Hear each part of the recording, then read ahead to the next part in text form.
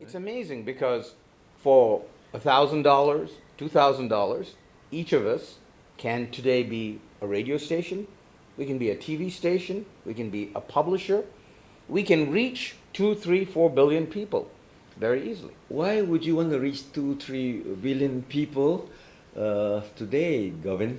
Because there is a message each of us has. There is a message each of us has and each of us wants to share, and other people do want to resonate. Now, not every message, is as important as the next message, but we have a lot to contribute as individuals now because we face some of the greatest challenges. At the same time, we have some of the greatest potential we've ever had.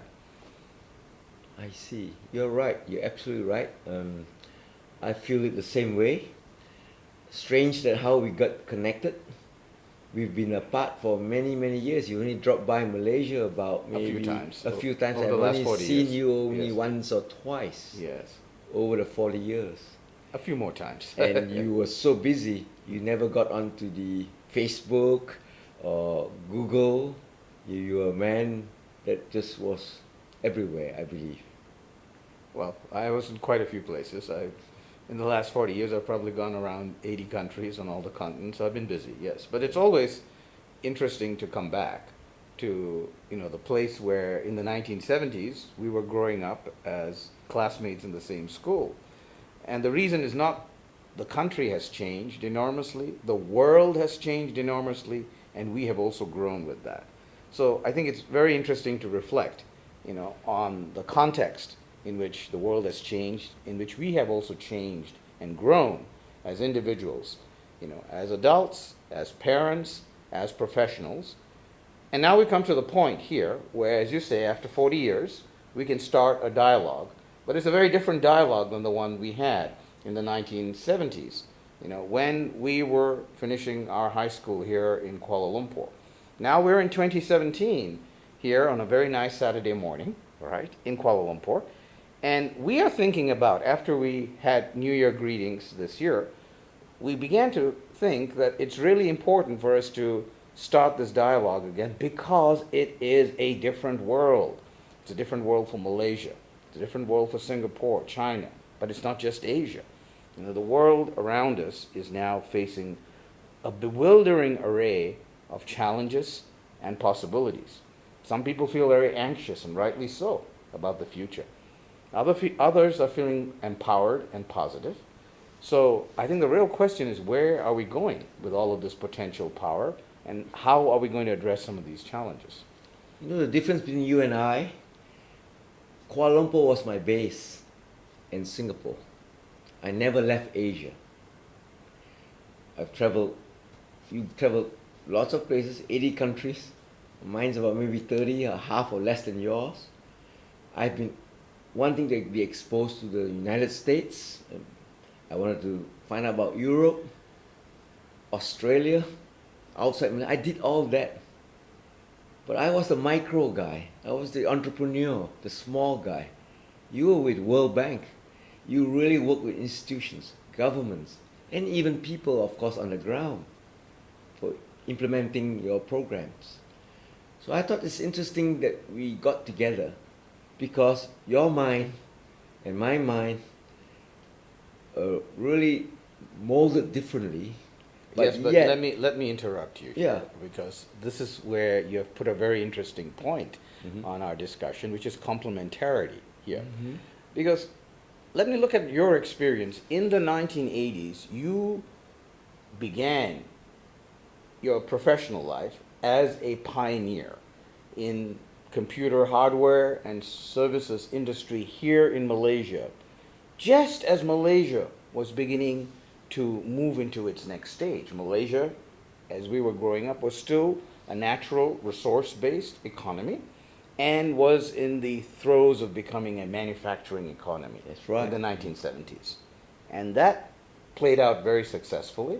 And in the 1980s, when you launched yourself into your career as a serial entrepreneur, because that's what you did, you entered one of the most exciting areas one could be involved in, technology, and you're working with companies. So you have been involved in, I believe, 20, 30 companies as a board member, as an executive, and in the most vital areas financial systems, information technology, and through that, being able to shape the entire strategy of a company. And you've worked in so many turnaround situations with companies. You worked in a range of industries. You worked in retail. You worked in manufacturing, financial services, IT, in a country that was also transforming itself as one of the emerging technologically based nations to where it is, where Malaysia is now in the 21st century. Well, definitely that I glean a lot from the experience. In fact, I'm grateful for that experience. Most of my buddies like you, they were all over the world. Japan, America, very few like me stayed behind. But I rolled up my sleeves. I felt that there's something I could do here. And I was young. I raised 6 children. I had to feed them. I would do anything as an entrepreneur to be able to feed my family, feed my interests, to continue to learn. I need to buy books. I need to buy equipment, computers. I need to attend conventions, conferences, Comdex, Tokyo, Los Angeles, Las Vegas, because I had to keep up with technology. So in other words, I educated myself further from my tertiary education and with hands-on experience with corporations, with machines, with people. Yeah, that is the model we're going to all have to increasingly pursue, which is lifelong learning, continuous learning, learning on the job, learning, picking things up as you need them and applying them constantly, because this is going to be our challenge in the future. Technology is changing tremendously fast. The countries we are looking at here in Malaysia, neighboring Singapore, China, are going to undergo a transformation like they've never seen before. We're not talking about 20 or 30 years now. We're not even talking about 10 years. We're talking about the next 5 years. We're talking about a pace of automation, a pace of introduction of robotics, artificial intelligence. This is going to reshape every occupation, whether it's in this part of the world, whether it's in the United States or Europe. And this means that for our children and our grandchildren, even as we aspire for them to succeed as we try to, as doctors and engineers and lawyers and teachers, professionals, the titles they have in the future may be the same, but the jobs are going to be very, very, very different. So how do we prepare them? How do we prepare them, and how do we also prepare ourselves as adults, professionals who've had a full working career in the traditional sense, and now we approach what in the traditional sense is a retirement age, although I doubt either of us are ever going to retire. But that is it. You see, we have people like ourselves who hopefully we can expect at least another 30 years in front of us to be active. I hope so. I believe you will. I hope I will. But I think many others will too. Well, you don't have any white hair on you. Is that real hair? Is it? Do you Well, dye the it? hair is real. Some of the color may not be, but the hair certainly Right. is real. So far, it's real. Well, I've got some hair left, Yes. and I And feel I think you've got something underneath the hair too. So something underneath. Yes. Okay. So it seems to me. Well, I really enjoy life. I've been a writer of journals, and we want to work on publishing a book, don't we? Yes, yes. This is what we've been embarking on. I've been writing journals, Yes. which is more about my reflection about life.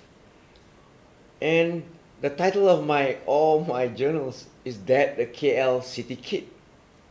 I'm the KL City Kid, Yes. the boy Yes. who lived in the home of my father, who's a government servant near Jalan Ampang, who you see only 1 car per minute. There's no Yes. KLCC. Right. I grew up with my family, my Right. father, who was a government servant. Yes. I saw Malaysia in those days compared to what it is today. I've lived here. Even though I've lived here, I was in Singapore, and my family studying there, and when I came back, in 10 years, I couldn't recognize even Jalan Ampang with all those buildings coming up today. Yes. In Jalan Pudu, in the areas where they were just, I don't call it slums, we don't have really slums in Kuala Lumpur, but they're just old government homes or Chinese Well, shops. imagine the shock then. For me, I haven't lived in Malaysia in almost 40 years now. And I came back after had spent a career of 25 years in a large international organization, the World Bank. I came back in Malaysia for several months as a visiting professor in 2012. And I was staying, as you remember, in Jalan Ampang, in an apartment in Yes, Jalan that's Ampang. right. I remember But that. just imagine my shock.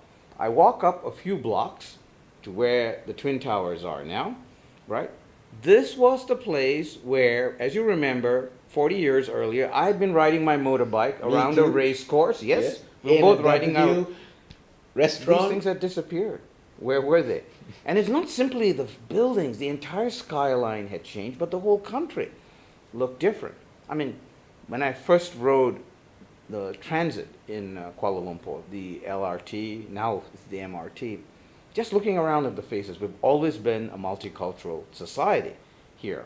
I mean, just look at you, look at me, look at our friends. We've always been a multicultural society, but now, when I rode the LRT, I felt I was back in the United Nations, one of those United Nations conferences. Really? I saw faces from the Middle East. I saw faces from Europe. I saw faces from Africa, other countries in Asia, Latin America. The whole world was in that little train journeying through Kuala Lumpur. Kuala Lumpur has become a cosmopolitan city. It has grown as a metro area, and in many ways, it's similar to how the metro area that I live in right now. I've been living in the Washington, D.C. metro area in the Northern Virginia suburbs for the last 30 years. Well, they have also transformed. They have become extremely cosmopolitan.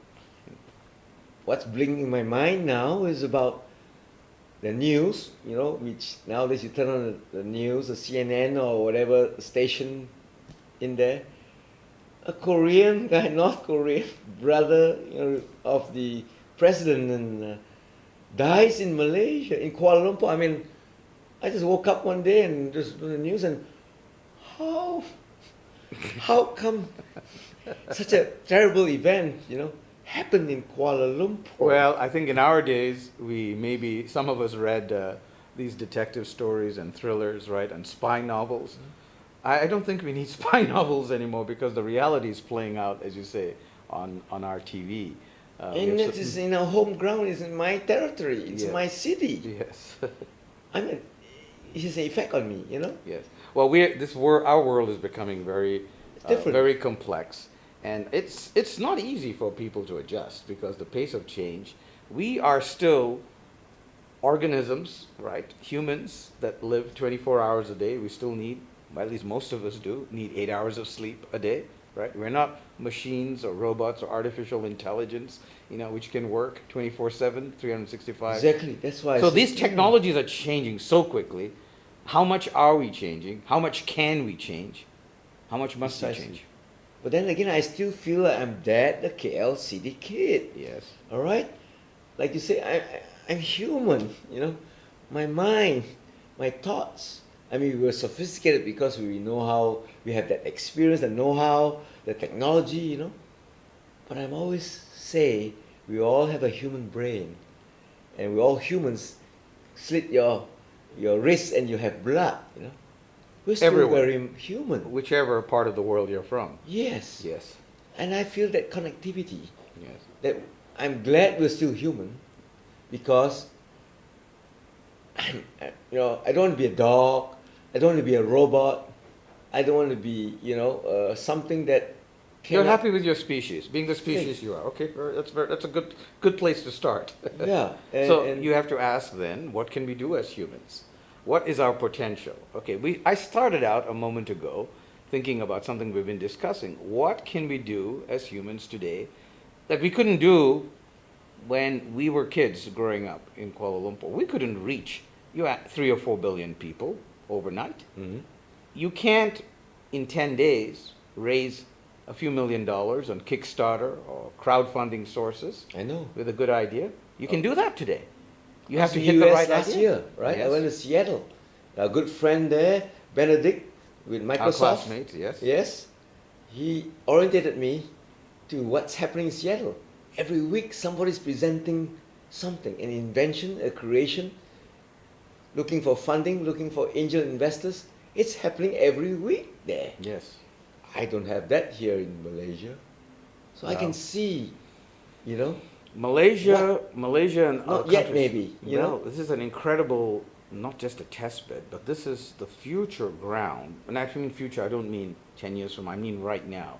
For so many inventions and innovations, not just technological inventions and innovations, but social and institutional inventions, some of which haven't even occurred, if you want, elsewhere in the world. Because the other change I think that we're going to see is we are going to probably see in the next 10 years massive disappearance and extinction of organizations, businesses. The architectures of organizations have to change. They need to become structured differently. They need to be flatter, for one thing. They need to attract talented people who can contribute in very different ways, who have specialized skills and depth, but who also have enough breadth that they can go beyond their disciplines, that they can talk to other people. If you're an engineer, that you can talk to a graphics artist, that you can talk to a lawyer, because the nature of our problems right now are so complicated that you have to approach them from different angles.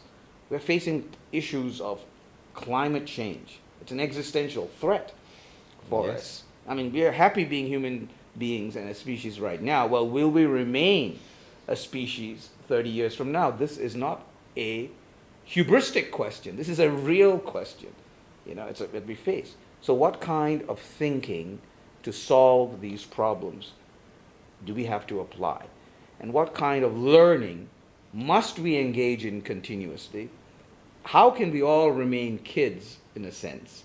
How can we all remain, as you say, the KL kid, always reaching out to new frontiers of learning, grabbing new bits of knowledge, which are now widely available? I didn't have as a kid. I couldn't Google. I was very interested, for example, during the 1970s, 1960s, very interested in space flights.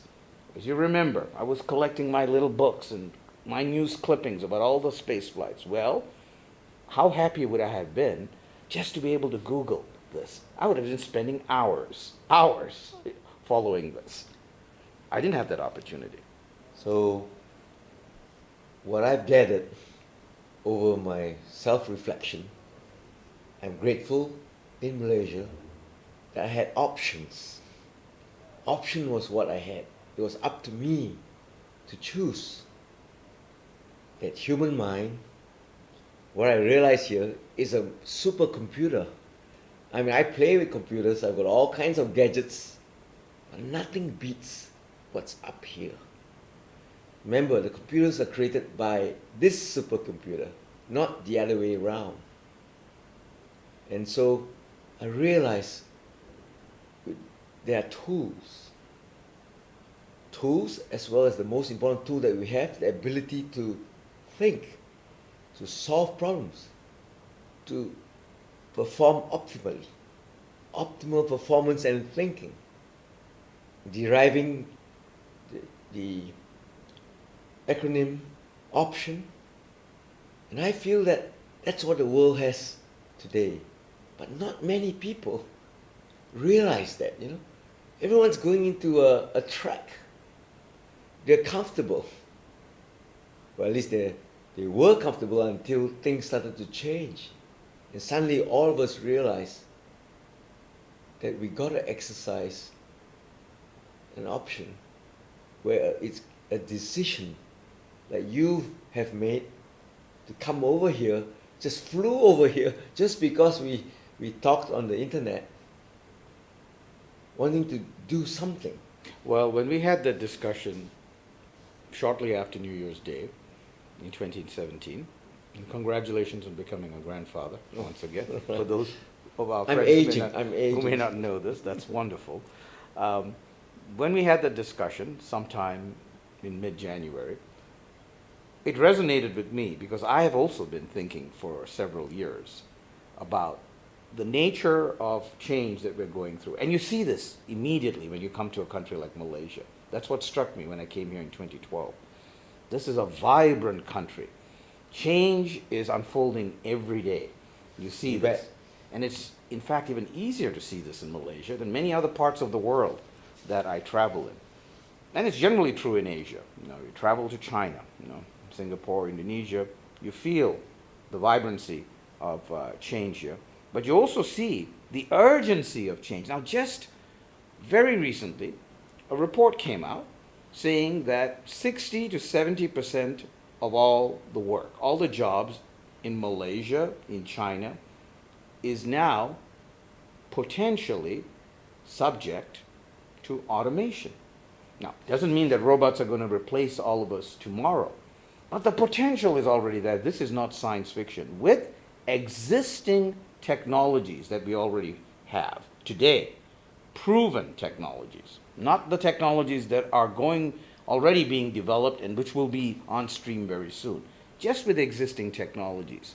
And if we look at the different activities in occupations, whether they're physical activities of lifting objects, inventorying, storing, driving vehicles, analyzing medical records, analyzing accounting records, looking at government data, or the more analytical activities, of looking at legal cases, of diagnosing medical problems, and so on. A majority of all of those activities can now be undertaken and undertaken more efficiently through the use of robotic process automation, through the use of artificial intelligence. What does this mean for Malaysia? What does this mean again for our children and their children who are aspiring, to succeed again in careers that, we have talked about? Your daughter is in university there, right? And my son happened to be in Connecticut with Yale just for a semester. He's studying big data science. Yes. I think the children know how to adapt. Well, this is remarkable. My daughter, she had finished her master's at Cambridge, and she wanted to stay because she loved Cambridge so much, and she found a job in the science park. Mm-hmm. She's now in digital marketing, which is not a profession I think even existed even a few years ago. Before we just wanted to be an engineer, accountant, or lawyer. Right, and so digital marketing completely changes, marketing. I remember I was giving a workshop. I know I gave one of them in Kuala Lumpur and in other parts of the world around 2012 or 2013, where I was citing a survey that was done of about 150 chief marketing officers of Fortune 500 companies. Mm-hmm. And the survey question had to do with how chief marketing officers saw the impact of social media on what they were doing.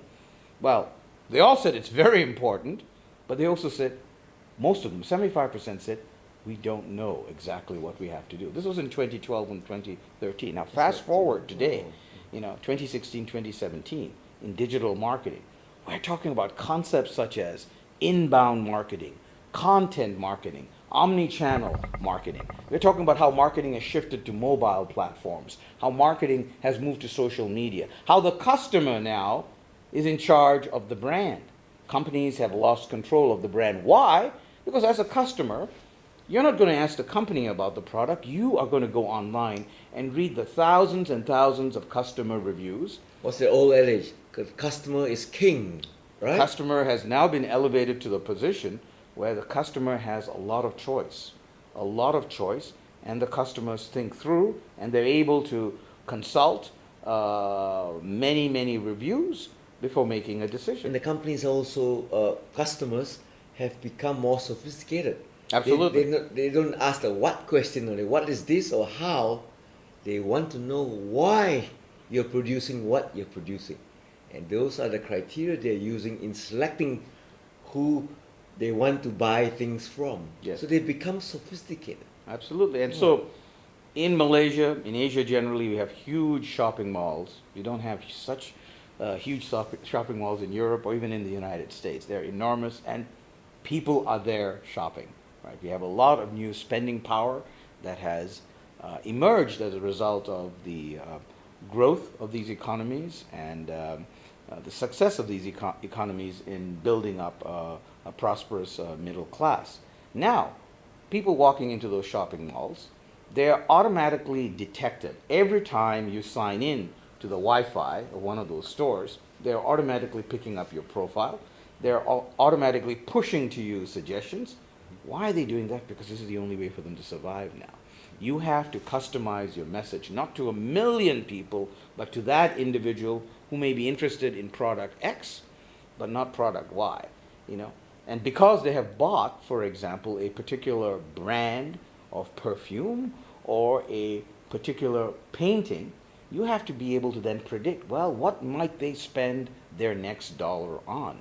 If you don't know who your customers will be in 5 years, if you don't know where they will be in 5 years, and if you don't know what they're going to be able to spend their money on, if you're unable to predict this, you're going to be out of business very soon.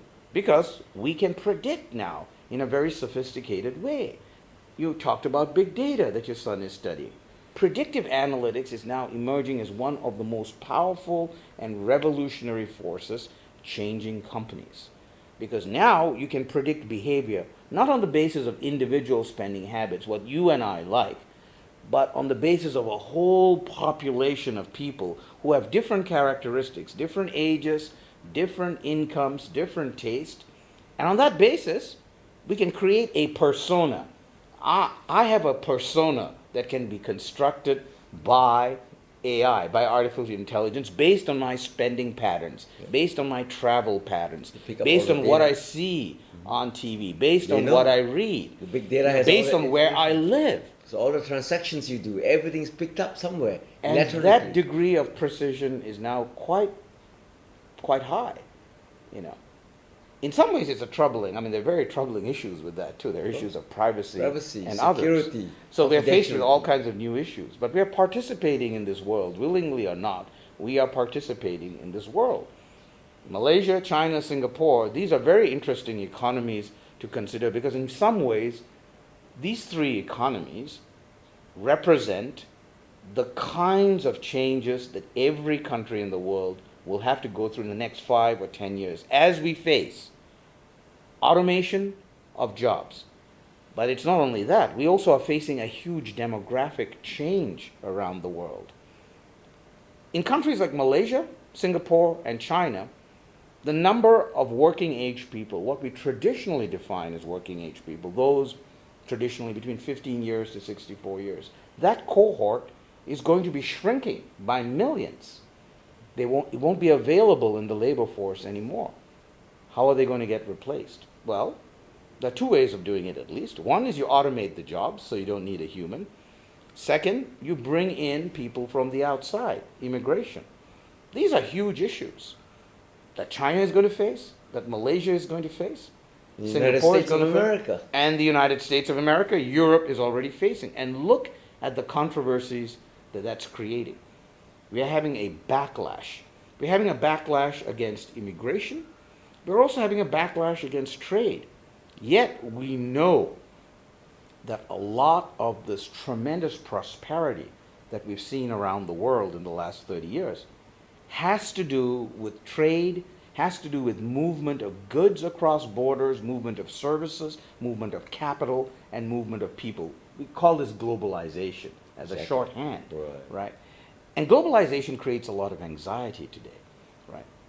But it would be a terribly unfortunate thing if we were to blame foreign goods and foreign workers for all the adjustment challenges we are facing, whether it's in the United States, whether it's in China or Malaysia, and we are facing serious adjustment challenges. You know, we need to think through how we adjust to these changing realities very, very fast. And this means a different way of thinking. Because although the human mind, we have created computers, these creations of ours have advanced at an exponential rate in terms of processing speeds, in terms of the volume of data they can now process, because it's not just the speed of processing the data, much more data is being created right